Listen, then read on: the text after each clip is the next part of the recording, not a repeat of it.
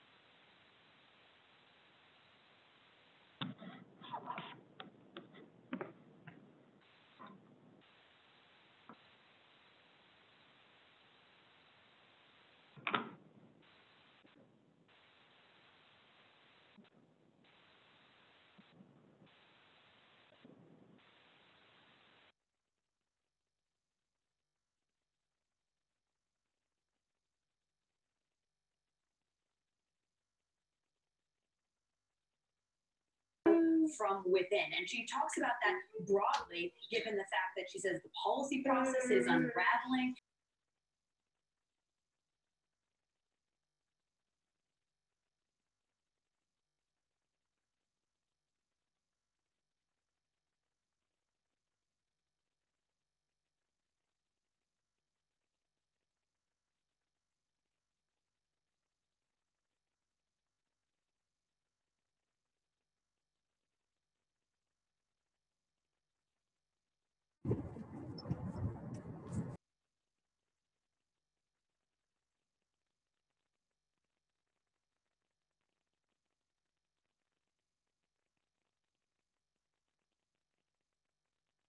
This is how we talk? Yeah, if you want to ask questions. Yeah, the Polycom, I dialed in on the Polycom since it was used on the audio.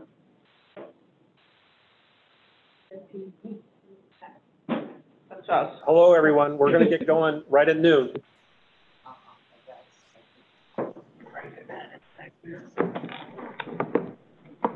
Okay, you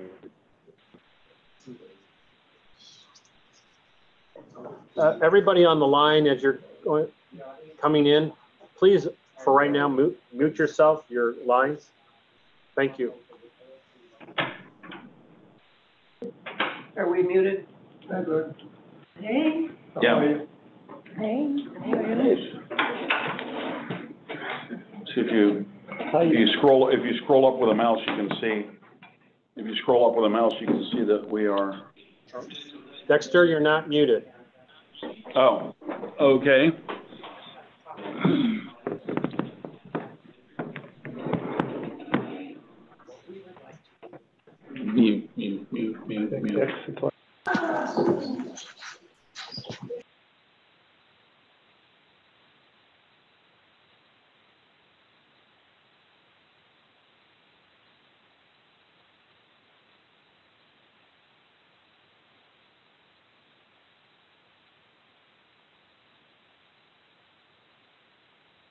Hello, is anyone there?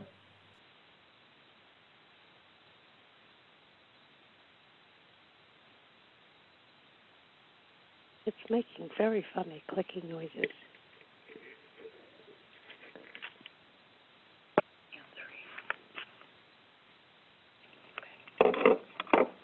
Oh, you should be able to, they should be able to hear you.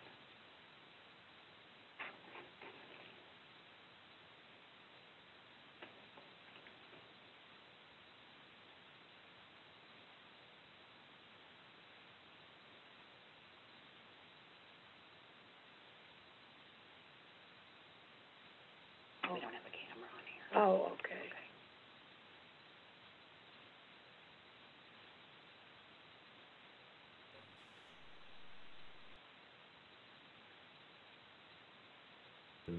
Ok, voilà, c'est ça.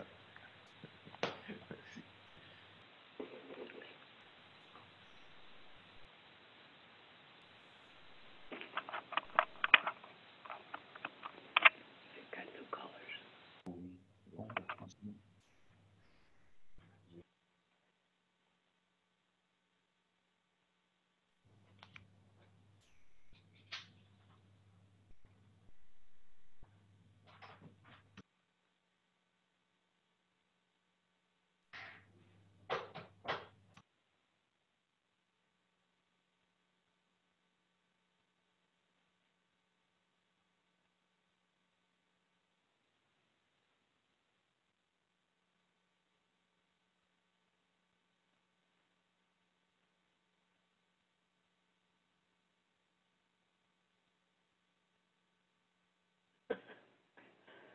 Okay.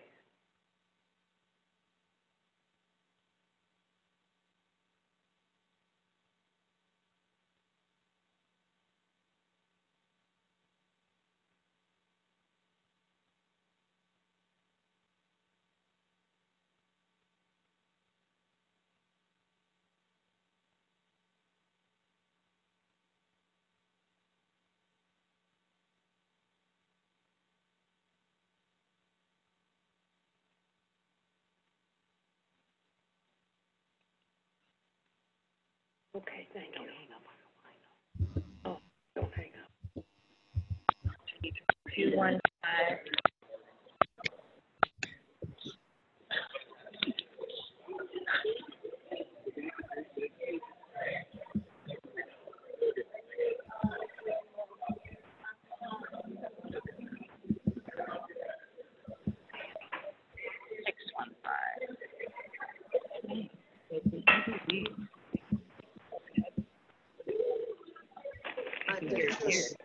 Hello, everyone. As you're coming online or on the phone, please put yourself on mute for the first part of the webinar. Thank you. We had a visit.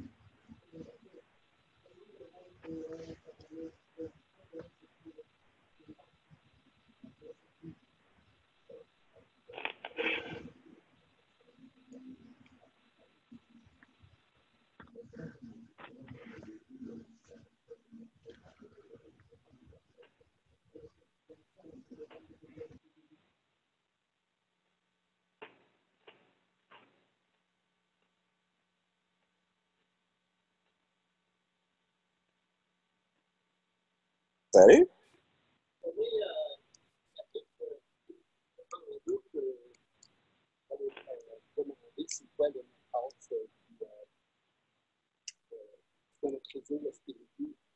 OK.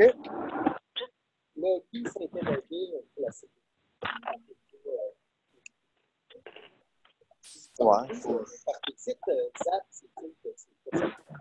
Ça l'est pas, je suis dessus, mais c'est un réseau qui vont accorder.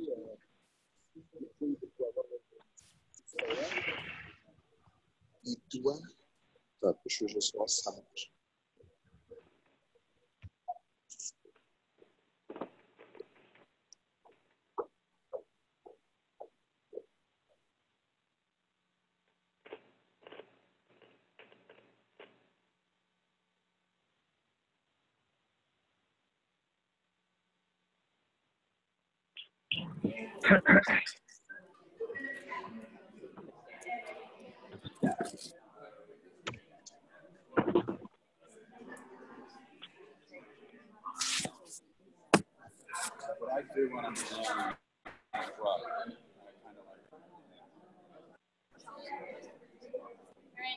Yeah, clearly. Thanks.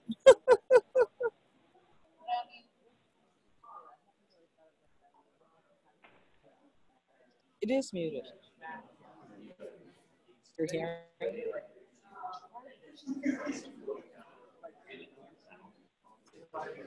Am I muted now?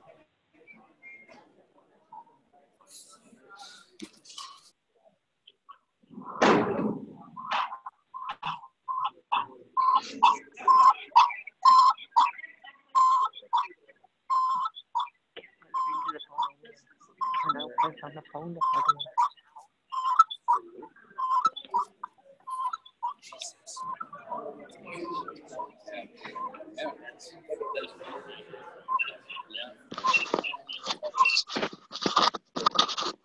Could everybody on the line mute their line so we don't get a lot of feedback as we start? Thank you.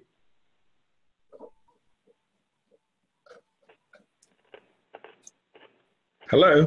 Hello, John Bangs. Hey, John, could just everybody put their computers or phones on mute? Yeah, we'll do. Yeah, we'll do. Yeah.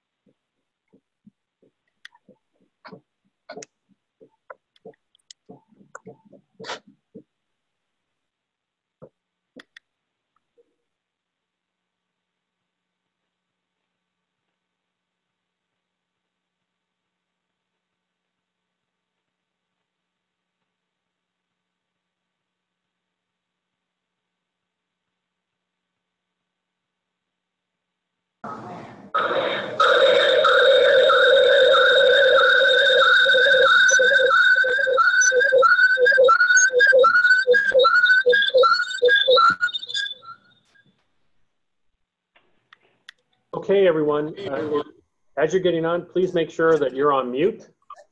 And what we're going to do now is run a video of one of AFT members in Skokie, Illinois, It's about a 5-minute video that will lead us into the webinar, which will start at noon today, Eastern Time.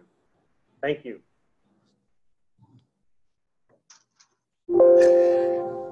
Found Roger Stone guilty yesterday. Oh,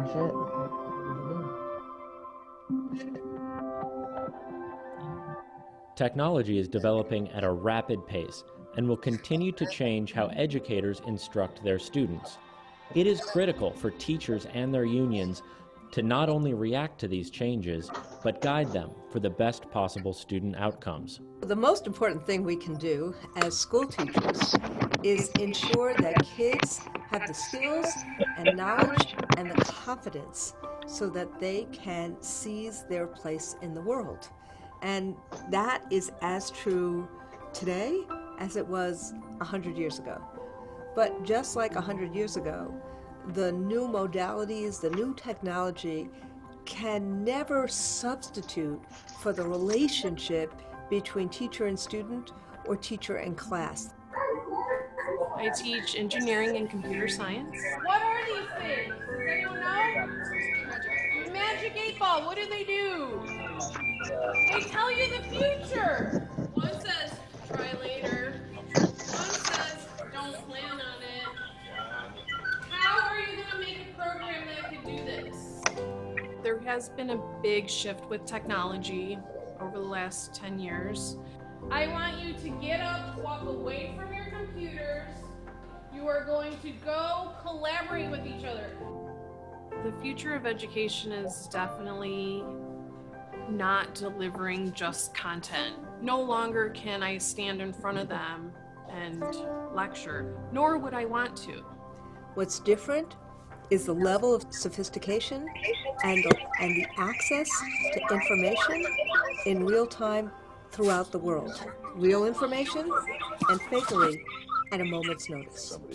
That makes teaching more complicated and makes it more important for kids to be able to discern fact from fiction.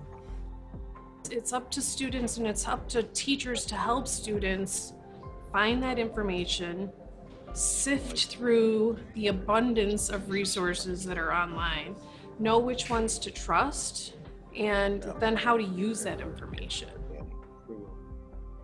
We have a little expression in the AFT: tools, time, and trust. Teachers need tools. We need time to be able to use those tools. And frankly, teachers need trust, meaning the latitude to do our jobs. And then we can do the magic that I see teachers do across the world.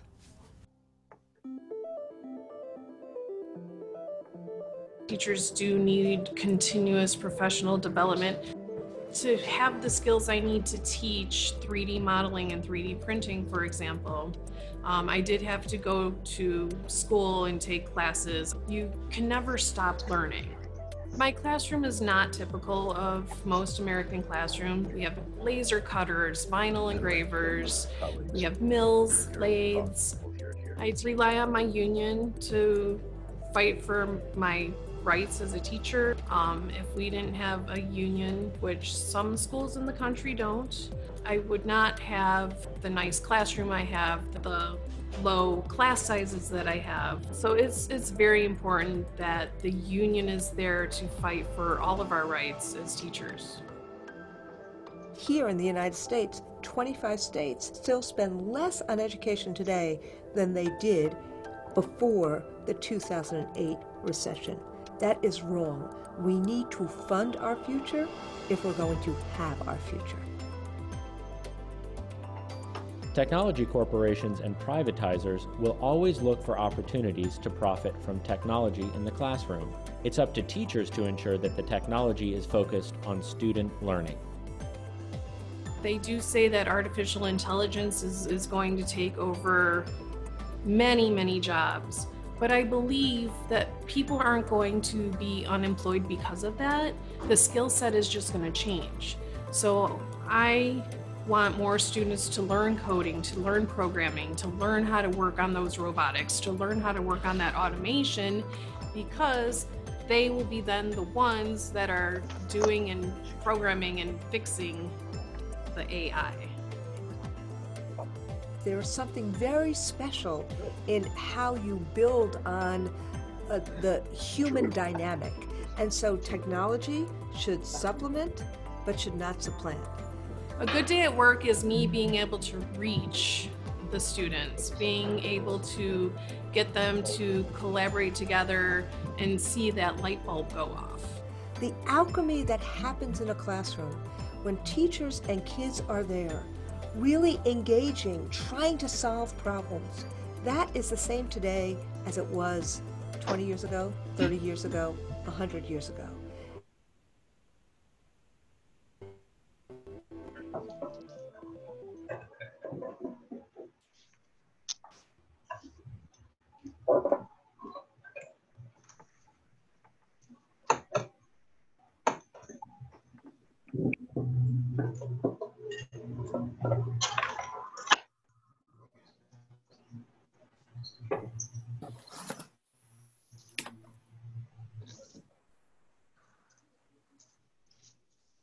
Okay, guys, we can't overemphasize that you have to mute your devices.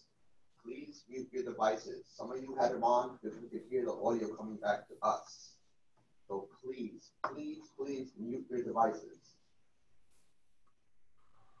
Rob will be explaining to you and doing an introduction right now, okay? Thank you. Thank you, Stephen. And welcome to our webinar on the future of work in education and public service. I'm Rob Weil, and I work in the Education Issues Department at the American Federation of Teachers. Today's webinar is the first in a series of webinars on the growing role technology is going to play in the workplace. We have all heard the doomsday predictions about artificial intelligence and the expanding role of technology and what the expanding role of technology will have on the future work. Today's webinar is the first to unravel those predictions and hear directly from those on the front lines. During this webinar, you will hear from 4 experts on the future of work, and most importantly, the union's role in shaping that future. With us today is Tom Koken, the George Maverick Bunker Professor of Management at Massachusetts Institute of Technology, MIT. On the way, Randy Weingarten, the President of the American Federation of Teachers. Eckhard Voss, Partner and Senior Consultant at Wilkie Mack in Hamburg, Germany. Daniel Bertossa, Assistant General Secretary for PSI, which represents approximately 20 million members in 163 countries. We want today's webinar to be conversational. I will ask each of the 4 experts a question to start off. After the panelists respond, we'll ask the panelists to respond to each other, and then we'll open it up for questions from the participants. I encourage the participants to send their questions to the group using the tools on the Zoom desktop. And so, let's get started. Dr. Koken, change and progress are inevitable. You know this because you teach world-renowned MOOC via MIT's X on the topic shaping the future of work. What specific steps can unions, employers, and working people prepare for the changing nature of work in all of our respective fields? How do we begin? Thank you. Well, thank you, Rob, for this opportunity to have this conversation with so many people on the front lines of education. It's so important that we bring your voices into this process. The first thing I would say is that we have to shift the debate. We have to get away from all these wild predictions about how many jobs are going to be eaten by robots or AI and how many are going to be produced to exactly the question, Rob, that you asked. How can we shape work of the future in ways that work for all of us? For union leaders, the one thing that I would emphasize the most is that we have to get involved in the earliest stages of the design process and the decision-making process when these technologies are being developed before they are being implemented. If we wait, as is our tradition in collective bargaining, at least in the United States, to say, well, somebody else designs and makes these decisions, then we negotiate over the impacts on wages, hours, and working conditions. It's too late. Then the die is cast, the technology is set, and we have to live with the consequences. And often those consequences aren't very productive, and often they don't really respond to how we do our work, how we teach our students. The second point that I would make is that you have a legitimate role in those early stages, because we have learned over the years that the most effective use of new technology comes when we integrate how people work, people who understand the workplace and understand the services that they're delivering, with the people who are designing the technologies.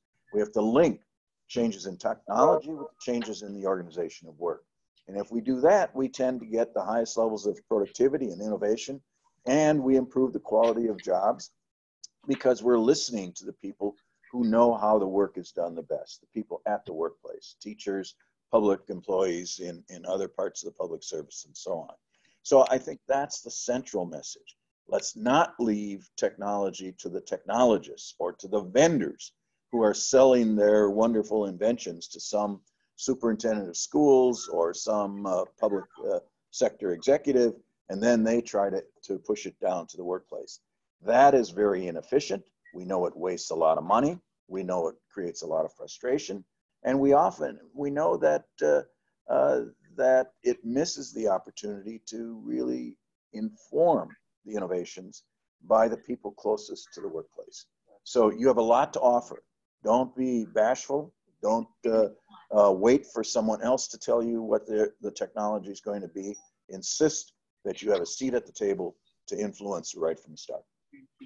Thank you, Dr. Koken. And to get more information, you have actually written a book on shaping the future of work. And here's the book. So for more information, pick up the book. I'm going to move on to Eckhard Voss from Hamburg, Germany. Eckhard, let's start with your question here. You were the primary researcher on a PSI report, Utilization Public Services, a Labor Perspective. We've already sent the report to people on the call, and it's very important reading. In the report, you will find that these technologies can open doors to public service privatization, create dangerous dependency of public institutions on digital technology providers, and deepen inequality within our society. Would you please expand on this finding and give a few examples of how unions are dealing with this reality? Thank you. And could I just remind people what Steve said? Someone still has their mic open, so if you would all, except Eckhart, mute your device. That'll help all of us to hear better. Eckhart. Is Eckhart? Eckhart? What happened to Eckhart? Oops. Is he back? Okay. Well, we must have lost Eckhart from Hamburg. We must have lost Eckhart. So we will go back to Eckhart. He's on now. So Eckhart, you're muted? Oh. Okay. While we're waiting, if it's all right. Yeah, sure. You know, one other thing that we need to make sure we do is to insist that we get the training in new technologies before they come. That is, make sure that we have adequate professional development in technical literacy and how to use those technologies. In that video that we saw, that Angie so nicely said, when she said and showed us, to get away from your computer, come over here, work as a group.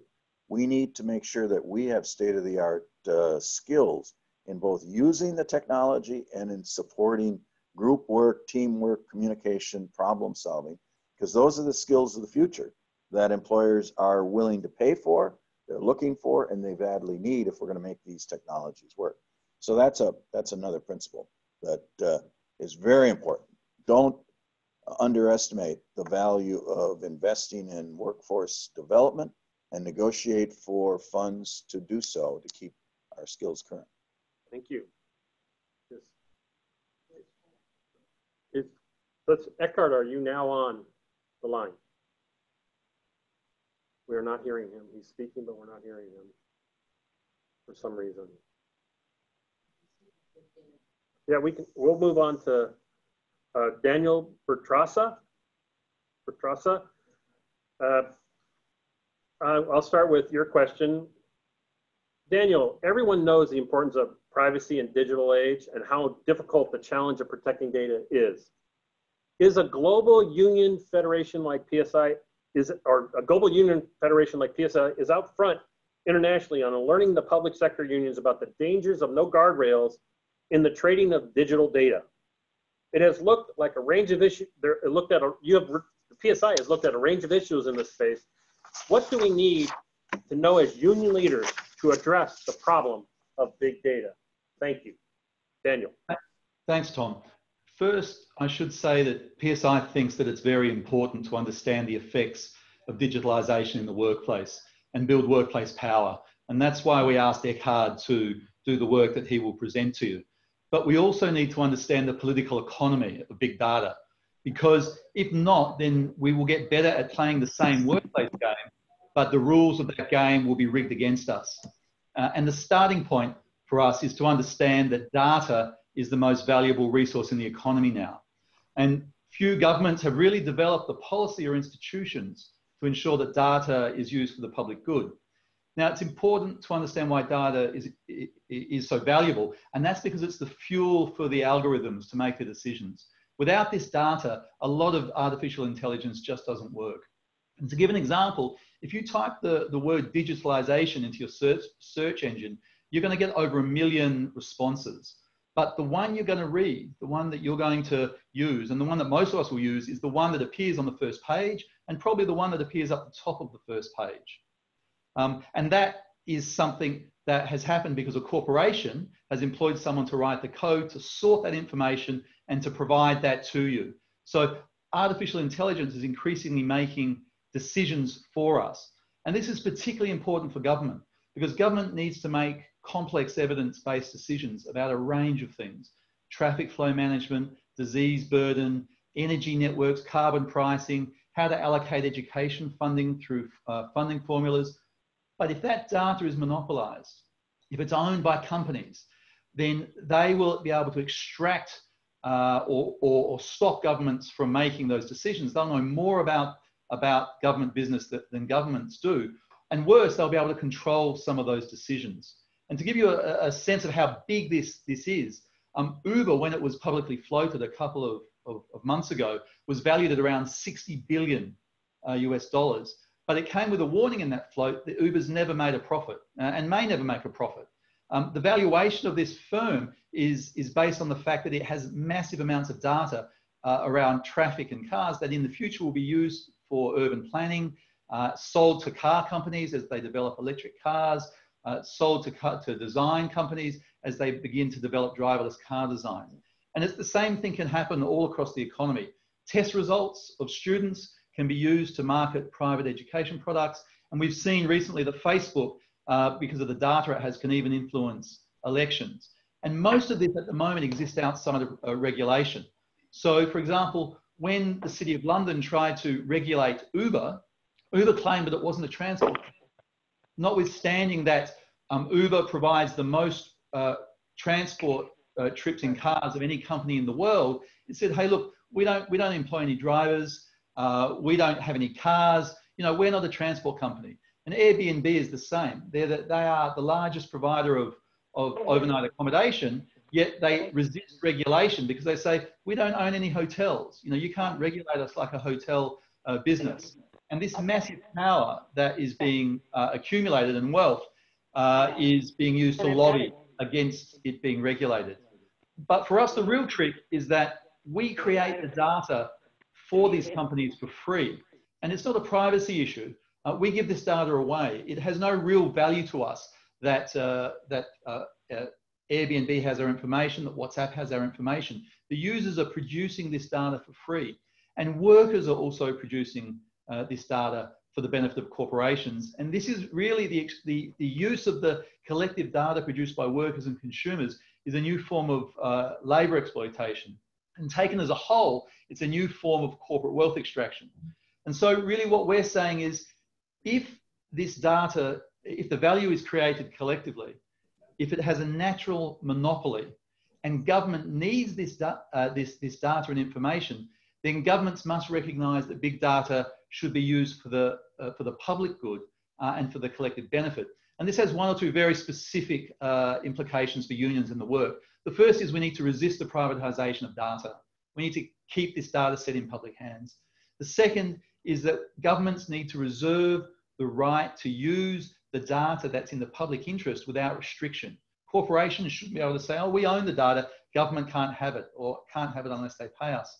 And then finally, governments should begin to recognise that workers that created the collective data, or sometimes the community that creates that data, should share in the value it creates. So if Uber drivers are creating the data for Uber, then Uber drivers should be able to get some compensation for the fact that they've collectively created this data.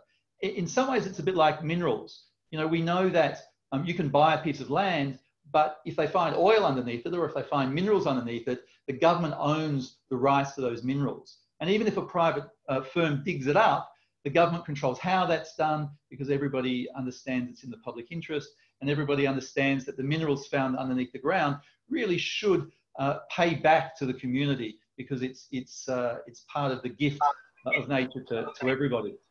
So if we don't do this, then the risks are that corporations are being handed a massive financial windfall, that workers are not sharing in the benefits of the wealth that they create, that we're privatising future government functions, that we're entrenching monopolies that exist outside of regulation, and perhaps the worst implication, if we don't force or demand that governments recognise the public benefit and the public nature of this data, is that we're undermining democracy by giving the information required for governments to do its business to private corporations. Thanks, Daniel.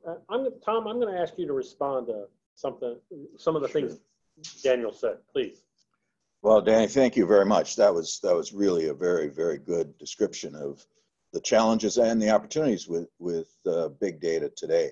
And I want to just reinforce what you said, that unions need to get conversant in how to negotiate around data and around the use of data, and also around opportunities for making sure that data is used appropriately and protecting privacy, and then people are compensated for the use of their data. So I think those are bedrock principles that we need to bring into the workplace and make sure that we're advocating. I would add another point, and I think you touched on this, is that all these data, when they are aggregated and put into these complicated algorithms, and then they spew out some sort of outcome or some sort of decision, whether it's which link is going to come up at the top of the Google list, or whether it's who's going to get hired and who's not going to make it through the interview process, unless we understand how that algorithm works, we should not accept it in the workplace. And I'll give you an example. I recently met in a meeting with high-level human resource management executives, and they were talking about a firm that is a big vendor of HR information systems and algorithms that help them in their hiring. And I asked the question, do you know what drives the outcomes that you get, that this is the list of people you should interview and this is the list that you can forget? And the answer was no. And I said, then why are you using this? If you can't explain it to your person on the front line, or you can't explain it to the person who got left out of that list, then you shouldn't be using it. It's not that it might not have a value as a new technology, but you need to have the people who are the ultimate users help define the problems that you're trying to solve and be able to explain how the technology helps you do that. If we can't do that, then we have a dangerous algorithm that can get out of control and that has all kinds of the problems of discrimination, from facial recognition problems, from having an inadequate training sample that used to generate the rules of the algorithm. And I think that's an area that we need to be very aggressive at the bargaining table and in conferences when we talk about how we're going to design these new systems. Daniel, a response? Look, I completely agree. And it was certainly reported in other parts of the world recently, this scandal where Apple released its credit card, and there were different credit limits. You could have a couple who were married, a man and a woman, and they both had the same account, and they were issued with credit cards for that account, but that the woman was getting a lower credit limit than the man. And that's not because somebody made a decision over at Apple or at the bank to discriminate. It's simply that an algorithm was used to generate the credit limit, and that algorithm was using data that was fed into it. And what it was picking up was that there's a wage gap between men and women. And then it perpetuated that inequality, that discrimination, by spitting out answers from this algorithm that reflected that. Now, if you had a person doing that job, then the person would see that, understand that, and would be able to take corrective action. But if you're just relying on a computer to do that, it can reinforce that. And people didn't even realize until people started comparing that was what was going on. And so if Apple can make these sort of mistakes before it releases a product, you can imagine the sort of really deleterious mistakes that can be made if these algorithms are allowed to be set loose. And I would also just say that I think workers do need to be involved in the design stage, and they do need to understand what the implications are for them. And PSI has been doing some of that work, because the reality is these corporations are enormous, and they will take bad products, and if they're not working in one market, they'll try to sell them into another market. And if there's a union in the US who's had a bad experience, then it's very important that we get that message out to other unions in other parts of the world. So when that corporation turns up in the other part of the world, the union doesn't have to reinvent the wheel, spend scarce resources doing the same study. We can just work out from our brothers and sisters in another part of the world, here was the problem, let's not make the same mistakes. And that's really part of what Public Services International is about. It's about solidarity, but it's also about learning from each other. I might just mention, if we're having troubles getting Eckhart on the line, PSI was the one who commissioned that report. I've got a copy of it here. I could probably run through a couple of the conclusions, not as well as Eckhart, he's the author, but if we can't get him on, then just let me know, I can touch on that as well.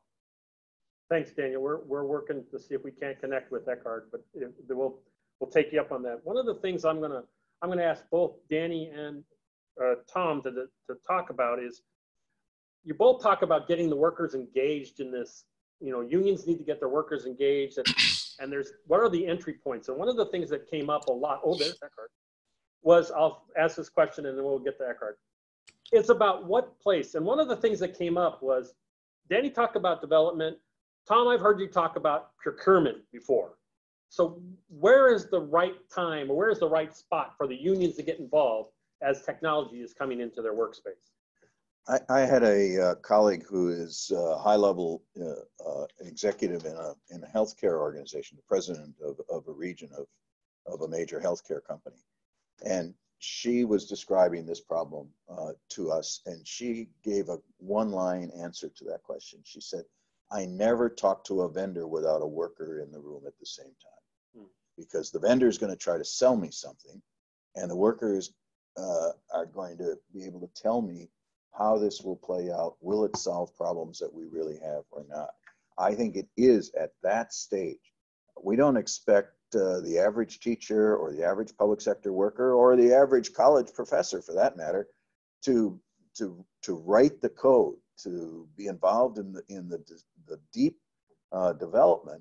But we do need all of us to be involved when those purchasing decisions are made, to say, here is our problem, Mr. or Ms. Vendor.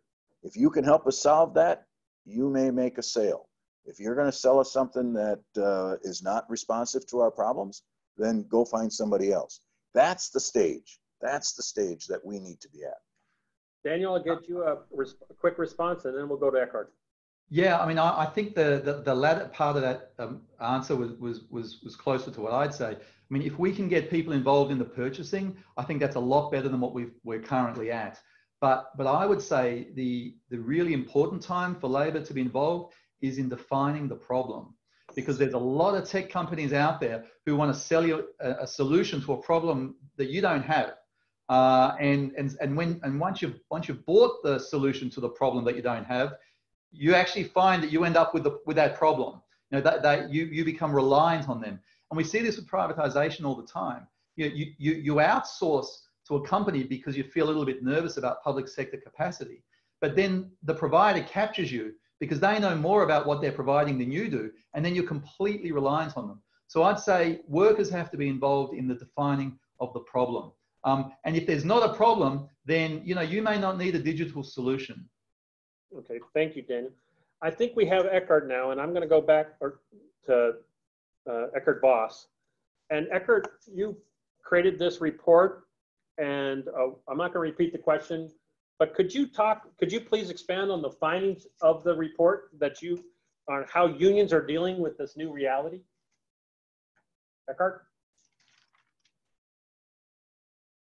He's on mute. I see him on mute. So, Rob, do you hear me now? I hear you now. We got you. Great. Thanks a lot. And sorry. So I'm so sorry. I started my computer again and now it works. So I'm really, I feel quite pleased to be invited and give this short summary of the results of the report I actually did with a colleague at the University of Lisbon in Portugal. And you touched already, both Danny and Tom, a lot of issues related to, I would say, the new dimension of digital technologies. And before highlighting some of the results regarding trade union activities, I would add perhaps a further dimension, because it's not only, I think, digitalization, and you mentioned in your question dependencies to private providers, vendors of technology. I think another dimension, you are totally right in that, and we have a number of examples on that in the report. But what also I think is important is to stress that the main argument in introducing digital technologies very often is to do things better and at the same time cheaper.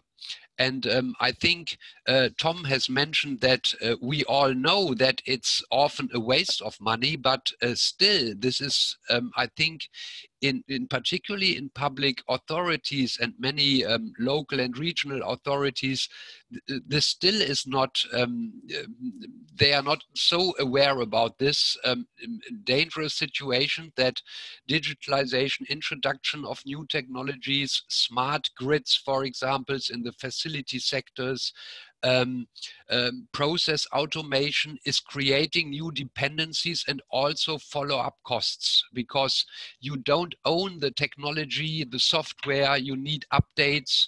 Often in, for example, in facilities or maintenance, things are not purchased but leased. So these follow-up costs and hidden costs in the context of digitalization often are not taken into account. That was one issue that we learned from our interviews. I think the key problem is that digitalization very often is sold with the promise you can do more with less workers, less personal involvement. And I found the video at the beginning of the meeting very, very nice, because this is very the essence, not only in education, but also in other public services. We learned that the direct contact with public employees is very important across all countries. And I think that there has to be a strong message that chatbots and robots cannot substitute human beings. Now, when it comes to trade unions and trade union activities, We have gathered a lot of good practices in our report. And I would say that there are perhaps three broad strands of activities of trade unions. A first one is about gathering information, knowledges, and becoming involved in these national debates or debates with public authorities on the introduction of digital technologies, the digital transformation process, which is very important because these debates are about what are the objectives, what are the costs, and is a new technology contributing to really an urgent need? Is it contributing to the quality? What is the impact on the equal access of services? These kinds of questions are very important, and we have gathered some practices not only from European trade unions, but also from other continents, including the United States and Canada in this context. A second strand of activities that is very, very important is that trade unions provide their colleagues at the shop floor, in the companies, in public services with guidelines, training guides for colleagues. I think this building up knowledges and expertise is very, very important, because in many countries it is the shop floor where workers have the potential to influence things, influence decisions, and we have a lot of countries where sectoral collective bargaining or tripartite national agreements don't exist, and I think these framework conditions make the shop floor and shop stewards, staff representatives very, very important. And the third strand of activities, and I think we have gathered a number of very relevant collective agreements on the introduction of digital technologies, digitalization agreements that focus very much on working conditions, on the impact of digitalization on introducing, I would say, crash barriers for working conditions, avoiding extensive working time regimes. One key word is the right to disconnect, and others, health and safety activities. Very important, but certainly this is not enough.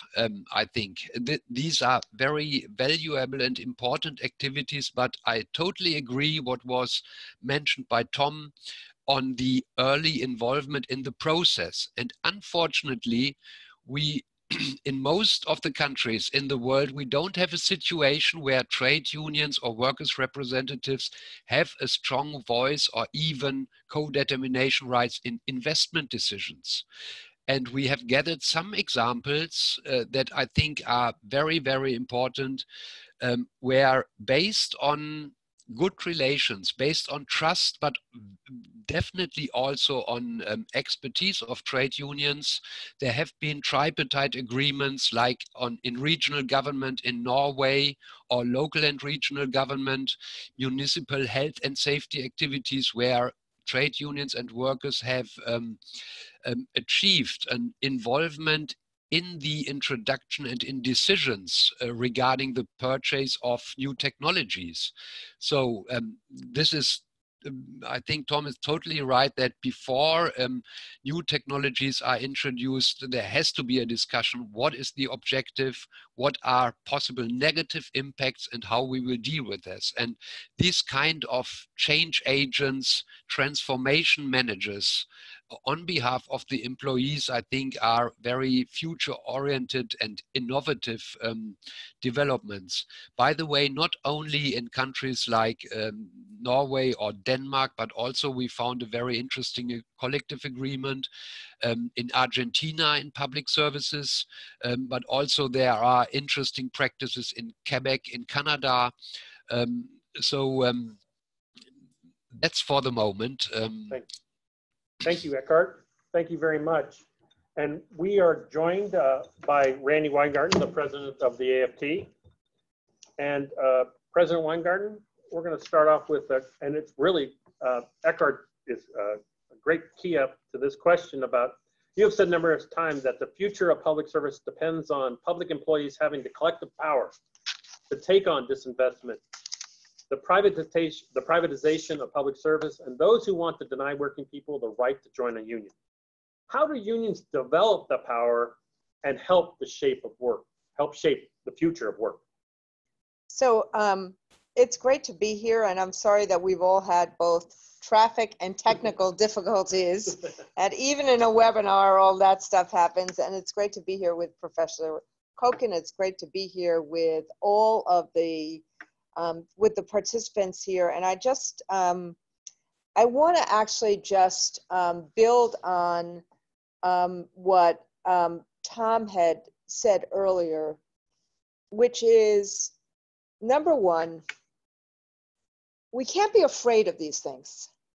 We can't believe, you know, we can't put our, you know, head down and just say, oh no, don't do this to me. It's going to happen. Change is inevitable in this world. The technological advances that have happened are, you know, for those of us who actually started in either the TV age, you know, I'm not even talking about my parents or grandparents who started in a radio age. It's actually stunning to see that, you know, it's also kind of sort of stunning to see that the vinyl, you know, the vinyl recordings are coming back, but it's stunning to see the kind of technological change and the pace of it, and what its implications are in all sorts of ways. But so the first thing is, if we put our head in the sand, if we get immobilized by it, then it will just, it will supplant, and it will be the technology that, not humanity, that runs our world. So we have an obligation, not just as school teachers, not just as trade unionists, but we have an obligation to the generation today and the generation tomorrow to not be afraid of it. And we also have an obligation to harness and to actually not let technology, and this is probably the second, you know, first is don't be afraid. The second is probably the most important thing I need to say or will say today, which is we can't let technology supplant or be the world. We as human beings have to be the world, and we have to work with technology so it supplements our work, it supplements our life, it isn't our life. And so that's probably the point I need to make. And frankly, the point I want to build on that Tom made was that means that we have to be involved on the front end, not on a reactive end. And that we need to have enough power, and frankly, our colleagues in the European unions have more power to be able to scope this than we do in America, just because of the nature of how working people are seen or are disrespected in America. But we have to be able to have the power to get to a bargaining table or to work with our bosses, or frankly, to work with Silicon Valley to actually start sculpting this and start dealing with this as soon as any new advance is introduced. And what we've seen, frankly, over the course of the last 20 years, and I don't mean to date myself, is that, you know, in the beginnings of the last recession of like the 2007, 2008, 2009, 2010, so not just the beginnings, but you had this rush of Silicon Valley, and whether it was in California or whether it was in the corridors in Boston or in whatever place you started seeing, you know, entrepreneurial techie companies emerge, there was a sense that they were going to actually control the knowledge and skills and the direction of education. That it was one more time, frankly, just like, we thought, or people 30, 40 years ago thought that they could teacher-proof schools by having a curriculum that we would just be reading as opposed to focusing on the needs of students. Just like the test fixation, we thought that there was going to be a way that we were focusing on tests, not students. The kind of entrepreneurs of Silicon Valley said, oh no, we're going to rush into schools, we're going to sell you everything, we're going to be able to do anything that you ever thought, and we were not going to need so many teachers. And what has happened 10 years later, and frankly, a lot of that was also interesting to some of the powers that be because of the recession, because of austerity, because they were saying that the machine and the software could actually replace human beings. And so a lot of school district administrators were like, well, we don't have the money, so let's look at this.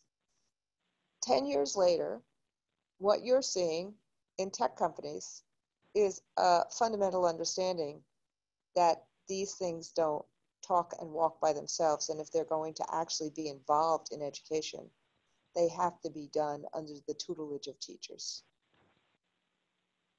That means, though, that it's not 3.5 nanoseconds of here's the technology, what do you think about it? Let's have some professional development. That means when there is a new technological initiative, we have to be in the front end talking about what it's about, how is it going to be used, what do we need to make it effective for our students, and frankly, I'd even go even farther, which is this the technological advance in quotations that is really going to help us, or should we actually be even working with programmers even beforehand, even before they come up with a product, to say, this is what we actually need. If we're really truly thinking about the future of work, what we have to think about in terms of schools is what are the skills and knowledge that kids need to know and be able to do for the jobs of today and tomorrow. And we should be in the front end with these technology companies in terms of saying, how can you help us so that we can help kids accomplish these kinds of things? Okay, thank you, Randy. Great. I'm gonna ask the panelists, the 4 people, if there any response, Tom, to what Randy was saying, and we'll go to Eckhart. Well, I think we're all saying versions of the same thing. Be involved in defining what the problem is, or problems we're trying to solve. Be involved in helping to shape the technology so it actually reflects how we get our jobs done. Link the technology to the design of work so that we can make changes in how we teach or how we deliver the public services that take advantage of the technologies and make our jobs perhaps safer or a little bit easier to do. And then third or fourth, let's make sure we use collective bargaining and all of the institutions to address the working conditions that the technology brings, and the new ones about use of time and privacy of our data and who owns the data and how we get compensated. And then I would add one other thing. You know, there will be people displaced by technology. That's inevitable. So we also need, particularly in the United States, I don't have to tell Randy or anyone else in this country, we are way behind in having an active labor market adjustment policy for those people who will be displaced. And we can't afford another generation of winners and losers like we created with globalization, with this coming wave of technology. If we do, then the social problems and the political challenges we face today are going to be just replicated and maybe even escalated. So we have a societal stake in having a fair process for helping people to find the new jobs, to have the training for the new jobs, and for compensating those people who may not be able to make some of these adjustments. If we don't do that, we're going to have an enormous social and and political upheaval in this country and other parts of the world. Daniel or Eckhart, a quick response? Yeah, I think that there's a very strong message here about the fact that involving workers in the design of their work means that you get a better outcome. And I think that's a message that we can take to our employers as well as we try to convince them to involve us. We can help them fix some problems. We can help them avoid some disasters if they're involving the people who are doing the work in the design. I mean, of course, it helps if you have a strong union. It's always helpful to convince your employer when you come from a strong union that you can help them. But what it also requires is the valuing of professional expertise and professional experience. Yeah. Whether you're a teacher or whether you're a nurse or a healthcare professional or a pilot, you know, we saw these Boeing planes going down and killing a lot of people because they had this technology to fly the planes. They didn't trust the pilots to fly the planes, and then the computers made the mistakes and the pilots couldn't override it. You've got to trust the professional expertise of people who are on the front line. And I think that's a very important message in everything we've heard. Because if all you're doing is trying to save money, then there's a good chance that will come back and cause you problems. Thank you. Quickly, Eckhart? I agree, and I mentioned that already, that this expertise built up, sorry? Keep going. Yeah, this expertise built up by trade unions is very important. And the concrete projects we have studied illustrate that the introduction of new technologies in public authorities or specific services, starting with pilot projects, testing, including the introduction of new technologies in training and education at the company level, proved to be the most successful in terms of outcomes. And I think this, there is evidence that has to be disseminated regarding what are framework conditions of really good practices, because I totally agree, we don't have to be afraid of digital technologies and digitalization in public services, but we have to discuss the way and perhaps the hidden objectives of many initiatives. So I think that what Eckhart, Daniel, and Tom are also saying, and I want to do this intervention, is that we actually need, as representatives of working families and working folks, we actually need the power to be able to accomplish this in collective bargaining. So it's not simply to have the artifice of collective bargaining. We actually will need the power to bargain around these kinds of issues, which in a new generation, this is problem-solving bargaining. This is solution-driven bargaining. And what has happened in the United States is that it's not just been a diminishment of a labor movement and the density and the power to actually, have that check and balance with an employer in the private or the public sector, but it's also what gets bargained. Design of work is a really important thing to bargain.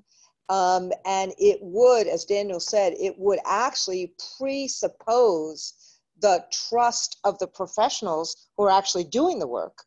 And it would create a bunch of efficiency because of that. But that is a big, big, big hurdle of in law or laws, private and public sector in the United States that have tried to diminish bargaining to the most narrow of issues of wages and maybe, health benefits. And I think that this is a really important way for researchers and for those who have actually studied this to help those of us who are actually in the midst of confronting it on the front line, help us with that research so we can actually convince the powers that be in government as well as our employers that this is in everybody's best interest. Yeah.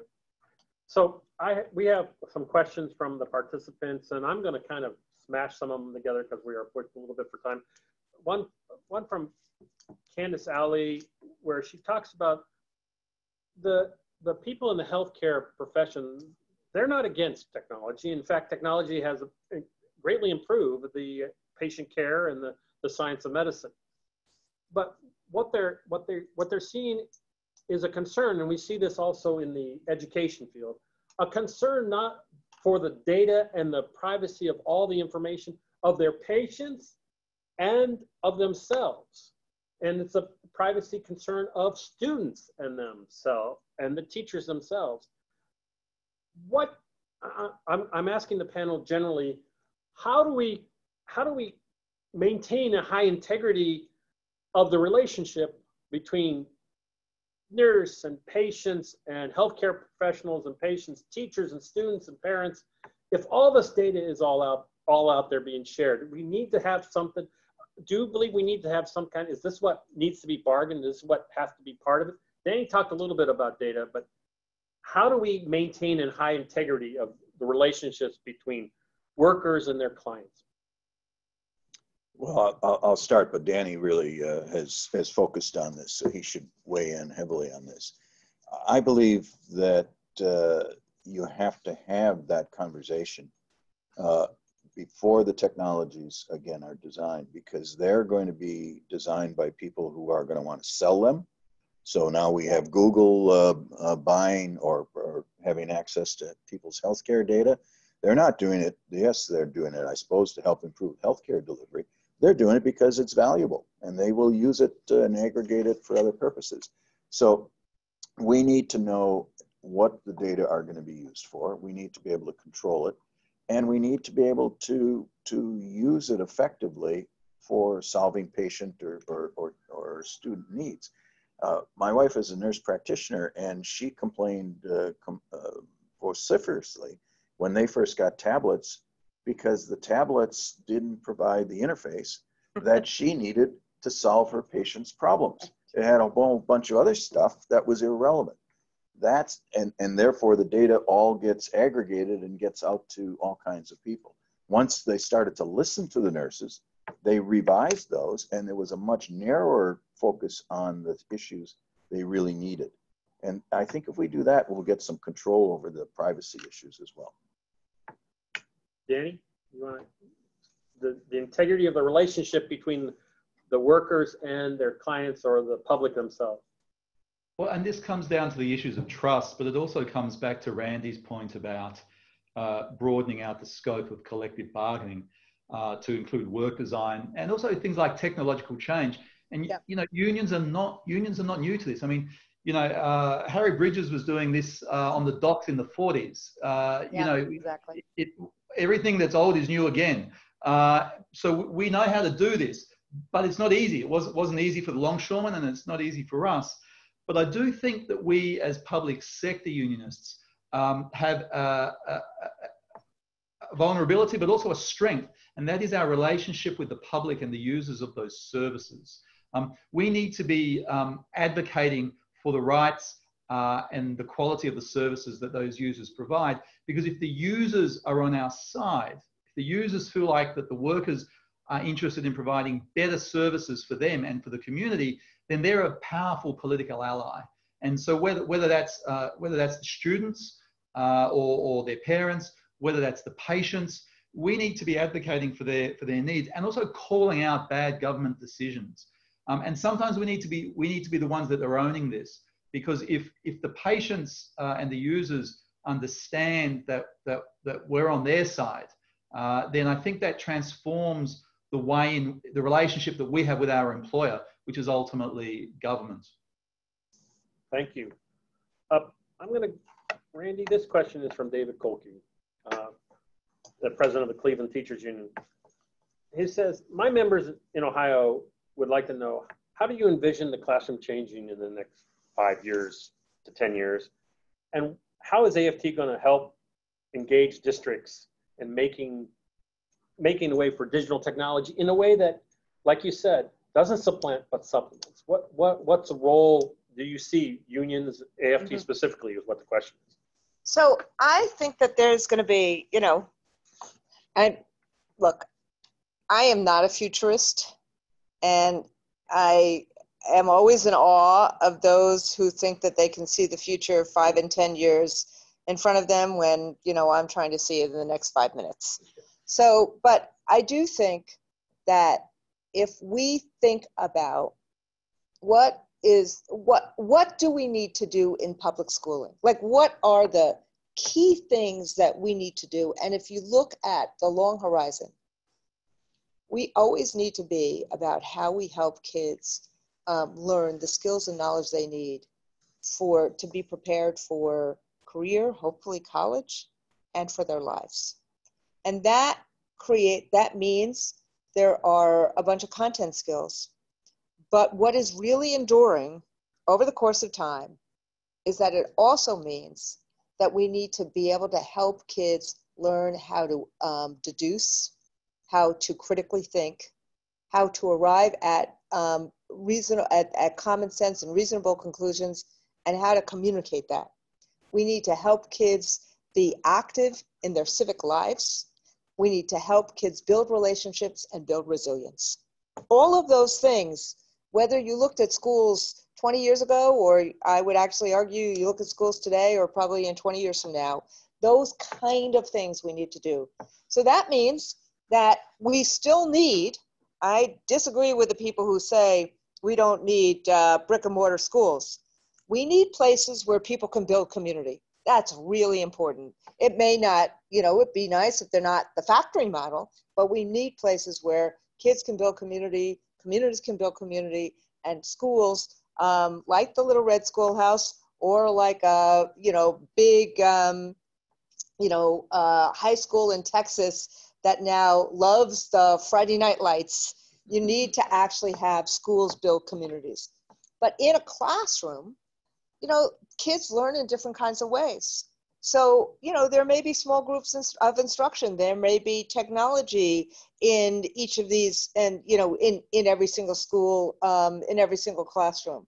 There may be, groups of kids working in pods, or, working together in groups. There may be, couches and chairs and ways, or, nice rugs that can be replaced when they get dirty, so that, there's ways that, kids are together learning in different ways. What I'm going to say is we don't want to be afraid of it. We want to actually be able to focus on those values and use technology and use the environment and use the climate. Let's have a big green new school building campaign, so we actually get rid of lead in the water, or asbestos in the pipes, or mold or moisture that has created asthma for lots of kids. Let's do some of these things, and then think about, as we build new schools, what should they look like? How do we create a safe, welcoming environment, and an environment that is great for learning? How do we make sure that we align, like the apprenticeship programs, with the jobs of today or tomorrow? In a aviation high school in New York City, where students are working on planes, or transit tech where they're working on subways. Why are we not actually really helping kids figure out how to work on digitizing and things like that? So I think it's exciting to think about this, but we need to build schools in a way that they can actually be able to transit during, no pun intended, during the periods of time as we move from technology to technology, certification to certification, and the kind of knowledge and skills they need for today and tomorrow. So we're getting towards the end of our time, and it is 1 o'clock right now. We have 15 minutes left? Okay. We have 15 minutes left. Good. Thank you. Right. So I have a couple more questions from our audience. One is, Tom, this one's for you. This is from Jill Cornor, is a chair of the AFT Public Employees Policy Council. From Montana. From Montana. She is a state senator in Montana. And her question is, you talk about a legal framework. what, you know, what needs to be done on the legislative side to ensure public sector unions in the procurement of, so they are involved in the procurement process. Sorry, I messed up that word a little bit. Right. And how do our labor laws and regulations need to change to ensure union member involvement? Well, that's a really big question. I'm actually working on a memo at MIT. We have a task force on work of the future, and I'm working on a memo on this, on worker voice and public policy. So let me just give you the 4 points that I make at the end of that memo. Number one, there's no substitute. We have to fix the basic laws governing collective bargaining so workers have access to collective bargaining, so it's not lawyers and consultants and managers who decide. And there's lots of issues that need to be addressed there. We can't do the rest unless we fix the basics. That's number one. Number two, we have to, again, just thinking about the collective bargaining process, Randy mentioned this, we have to expand the scope of bargaining to make technology a mandatory subject of bargaining as they talk about it in the private sector. I would get rid of that whole concept of mandatory, non-mandatory, but that's a broader debate. But let's just focus for this discussion on making sure that workers have a right to negotiate and employers have a responsibility to negotiate on these issues.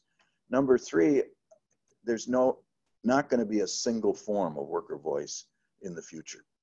Workers are telling us, both in surveys and in their actions today, that they want a voice in a variety of ways. And so I think the next debate over labor law and labor policy has to open up to provide for what gives our European colleagues advantages in addressing these issues, like works councils, or call them some sort of American term that resonates here, but ways in which you get all the people in the workforce in a workplace to have a voice in advising employers on these issues. And then I think if we really want to get the power to be influential at the front ends of these decisions and hold our executives accountable, then I think it's time for having workers on boards of directors and workers on advisory councils in the public sector or technology councils or whatever body is necessary to hold the executives who are making these purchases accountable for doing all the things that we said here. So that's not a full menu of changes, but it's a much broader vision of what kind of labor policy might make sense.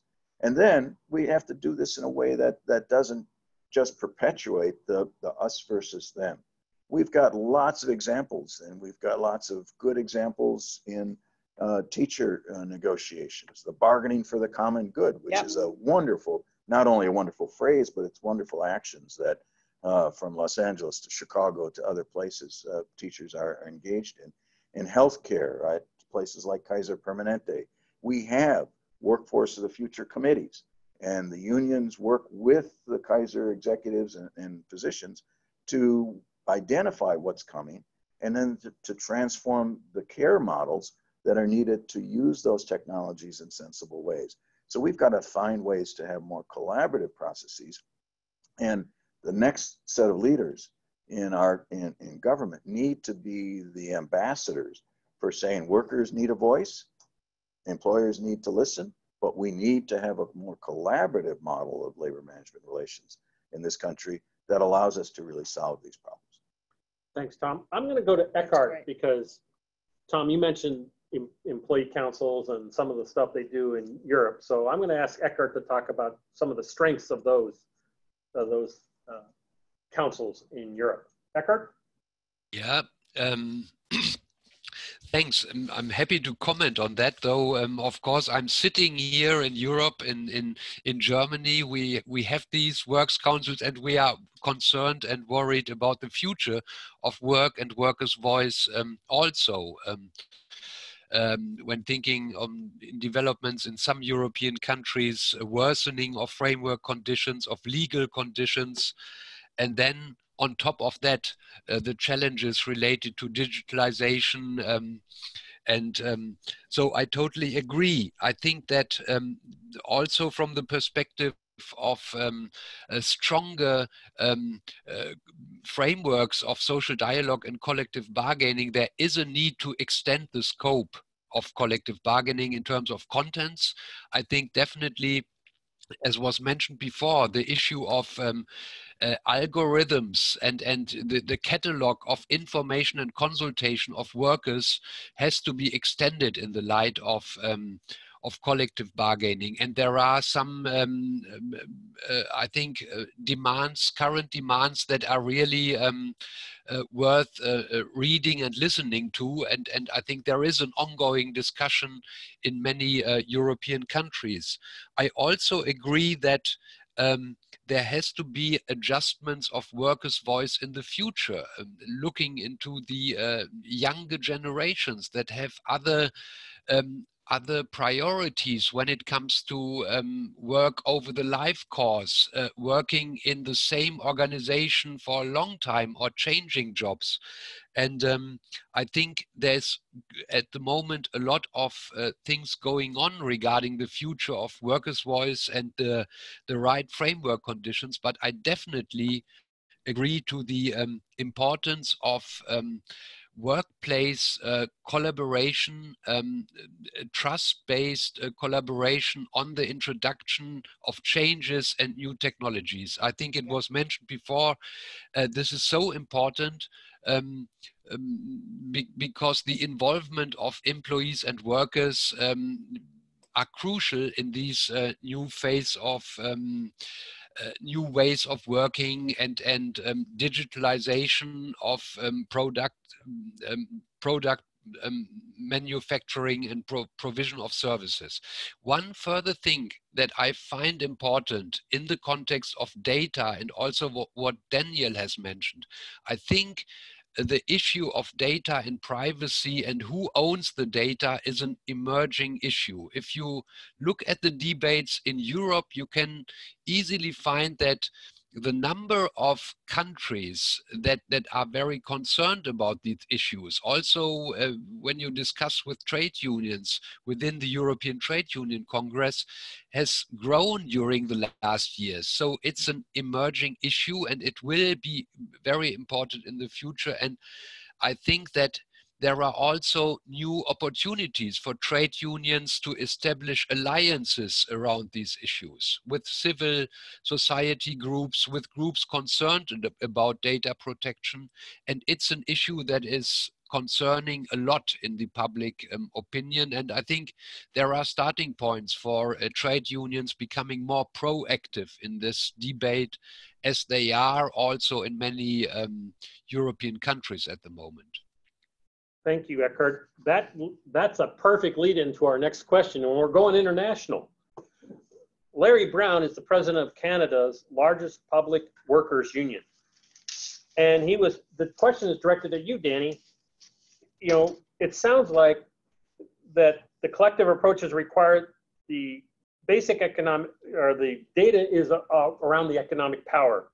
Do you think that our unions, locally, regionally, internationally, as a group, as a community, can be entitled to the data in our domain? Or do the unions have a right to this data? Look, I need to be really clear that what we're arguing for is very radical.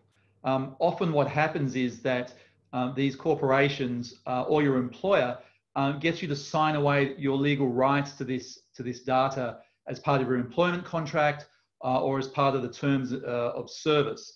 And so I think the first way to do it is to just say no. But that's actually very, very hard. It's very, very hard for a worker to say no individually. It's very, very hard for a consumer to say, oh, I'm not going to use Facebook unless Facebook will renegotiate the terms and conditions with me so that I own my data. But in the workplace, at least, we can try, if we're strong enough in our collective agreements, to argue that we gain some of the economic benefits from the data that we create. And so you see this with the actors unions, for example, in the US, were very, very powerful in ensuring that some of the royalties, and the musicians unions were very powerful in ensuring that some of the royalties of the creative content flowed back to them. And some of these people were getting small income streams, but over a long period of time as that value was realized. And so I think it is possible. I think we can do that through collective bargaining processes. There's probably going to be some legal challenges. I think at some point we just need to pick a fight where we think the facts are good for us and probably have to challenge it in courts. But ultimately, this probably requires legislation. It is like mineral rights. It probably requires the government to say, look, we're just sick and tired of these enormous companies extracting this data, making huge profits, shipping them overseas into tax havens. We're going to just legislate to say that some of this value is going to be the property or retained as the property of workers. And that's the ultimate situation. But we all know, and this goes to this point about the way in which we collective bargaining and the laws. The law often follows the practice. Often, anyone who's done a history of labour knows that you need to build strong unions, you need to build workplace power, you need to build industry power. And once you start winning some of these battles, then the legislators have the space to legislate and extend that out to everybody and make it enforceable. And I suspect that's probably what we're going to have to do. Thank you. Tom?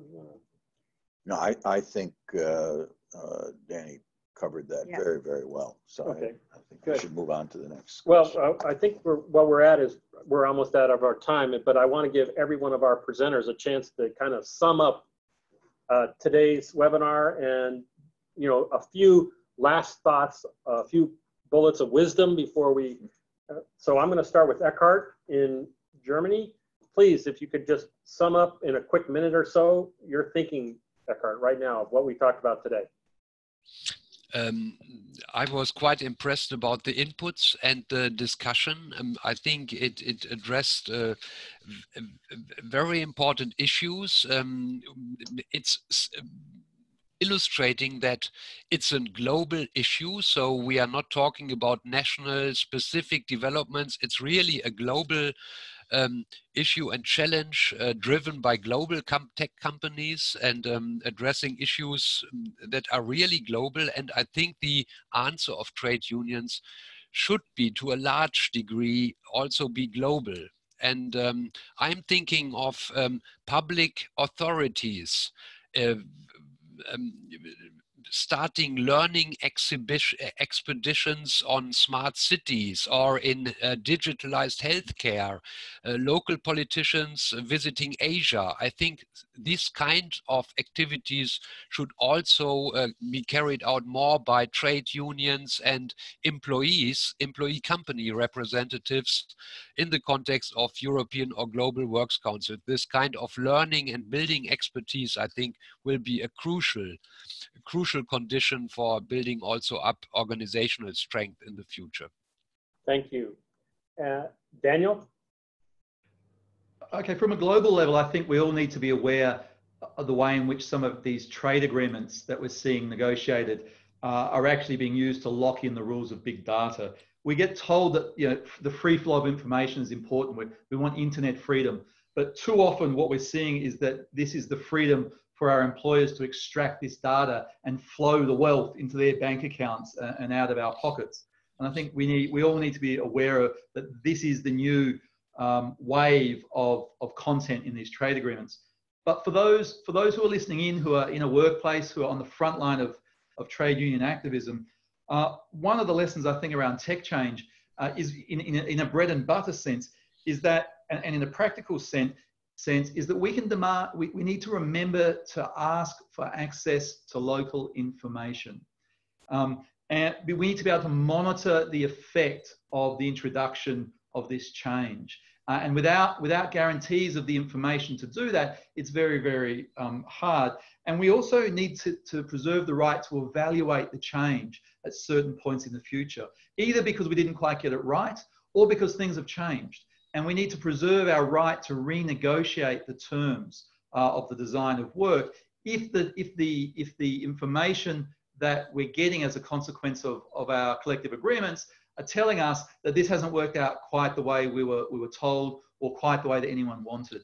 I think, and it's cheap. Employers don't have to pay anything to give you the information they've already got. So I think for those of you who are out there negotiating tech change in the workplace, don't forget the importance of getting the right to information in the future and the right to evaluate it, because that increases your positional power for the next set of negotiations. I'm going to move to Tom.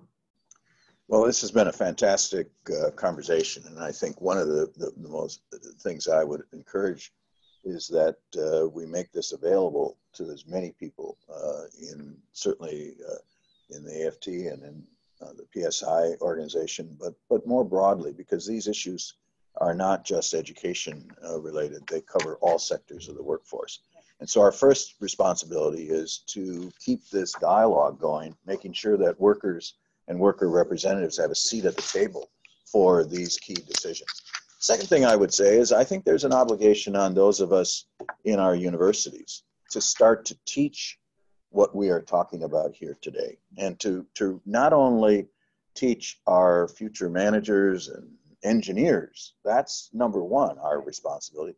But I think we need to also get out and work with everyone in the labor movement to reach the people on the front lines, to educate worker representatives on how the technologies are changing, what's coming along.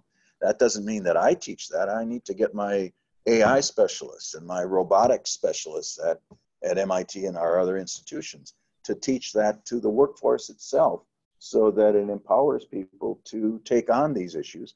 And then we can supplement that by saying, well, here are some ways you might do it and why it's so important to get involved in the early stages. So I think we've got to break down the barriers of education here and make sure that we empower the workforce to take on these issues, and take on these issues on the basis of their knowledge and their skills. So that's where I would like to see us go.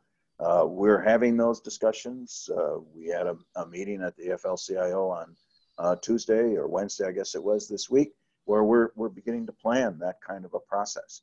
And I think we need to see that not just at MIT, but at our schools of labor and industrial relations around the country and around the world, and in our business schools in all parts of the world as well. So I think there's a big educational challenge, and I would urge us to really get on with taking this knowledge out to the people who are on the front lines who can do something about it.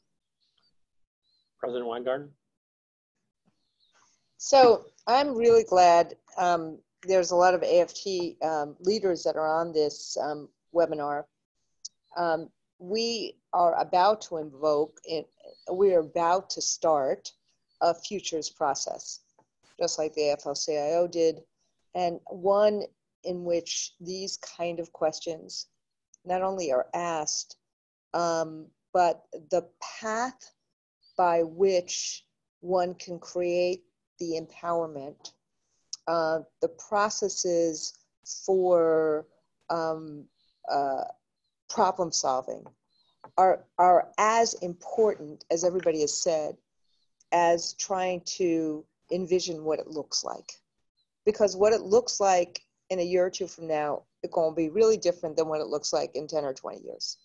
And so having the wherewithal to be able to address these issues from the start, not be scared of it, being part of the design, and not just, and whether you're, a nurse, or whether you're a teacher, or whether you're a bus driver, whether you're a steel worker, whatever area of work that we're in. And so I think that this is a really important first step. I agree with everyone. I just want to kind of dwell on what Tom said at the right before, in the last couple of minutes, that it does actually take a village to do this.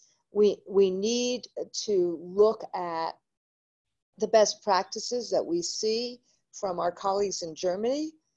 We need the kind of research that Daniel has been able to give us in terms of, labor theory and bargaining for the common good and things like that some of us have done. But it is going to be a change of mindset for the CEOs, the engineers, the business management, to understand that their businesses, our public work, will be much more efficient and effective if we're in on the design as it's happening, as opposed to someone far away from doing the work is doing some design and that it plops on our workstations and we have to figure out how to use it. So this kind of mind shift change, which can happen in the schools of labor relations, can happen in the business schools, can happen in the engineering schools, and can happen in the halls of Congress, are as important as the kind of education piece that we know how to do. And I just want to just say, you know, I really appreciate spending the time with such amazing experts who have been steeped in this for a long time. And I'll end where I started, which is we can't be afraid of this. Change is a piece of all of our lives, and we have to have the power, the expertise, and also the care to be able to navigate through our changing technological world, and also ensure that no one is left behind, and that those who get displaced from it, that we have a social contract and compact with them, that we're not leaving behind huge swaths of people with simply a promise that we will help them retool. So this is a social justice issue, it's an education issue, it's a change of mindset issue, but I'm really quite in awe of my colleagues who have participated in this webinar, and I thank you very much. I want to thank all the panelists, and I want to thank all the participants that got on the webinar today. 2 quick announcements. A link to the recording of this webinar will be sent out after this, and there were some questions we didn't get to, and we will do our best to get answers to those questions out to people. So with that, again, I want to thank the panelists. I want to thank you for getting on the webinar today, and have a great weekend, everyone. Thank you. All right. Good. That was fun. That was fun. Thank you. Thank you for coming.